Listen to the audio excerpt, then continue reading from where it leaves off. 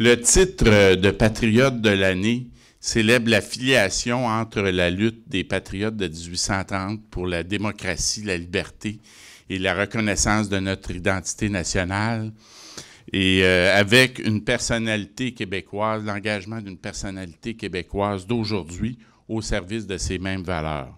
Alors, cette année, j'ai l'immense fierté de vous annoncer que le prix du Patriote de l'année est décerné au chercheur, professeur, chroniqueur et auteur de l'ouvrage Choc, la bataille de Londres, Frédéric Bastien. Et je suis très heureux qu'on la remette donc à mon grand ami Frédéric Bastien. Puis il a fait un doctorat en histoire à Genève, à l'Institut universitaire des hautes études internationales avec le professeur Philippe Burin, un grand spécialiste de l'histoire des relations internationales du 20e siècle. Par la suite, Frédéric Bastien a tâté un peu du journalisme. Il a été journaliste à l'agence France Presse.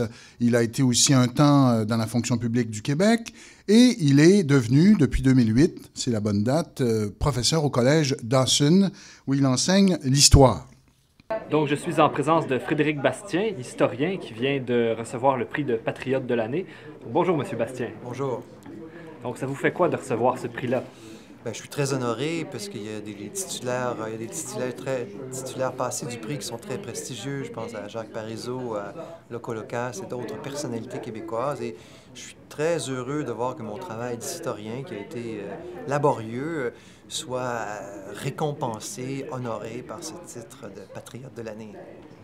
Donc, comment ça s'est passé? Est-ce que ça a été une surprise? Est-ce que ça s'est discuté longtemps d'avance? Comment vous avez appris que vous étiez, dans le fond, qu'on pensait peut-être vous offrir ce prix? Bien, on m'a appelé au téléphone, c'est le président de la Société Saint-Jean-Baptiste de Montréal, M. Mario Beaulieu, qui m'a appelé, qui m'a dit, écoutez, est-ce qu'on voudrait vous nommer Patriote de l'année? Est-ce que vous acceptez? Alors, j'ai dit oui, bien sûr que j'accepte. Et donc, je ne m'attendais pas du tout à ça. Et donc, c'était vraiment...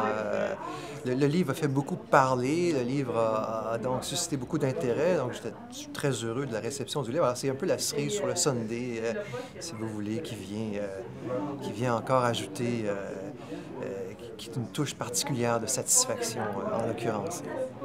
Donc, d'où vous est venue la motivation, l'idée de, justement, revenir sur le rapatriement de 82, un sujet quand même controversé, puis dont on a déjà beaucoup parlé, mais dont on ne voit jamais le fond? Bien, en fait, c'est qu'on en a beaucoup parlé, mais personne n'en a parlé en utilisant les archives.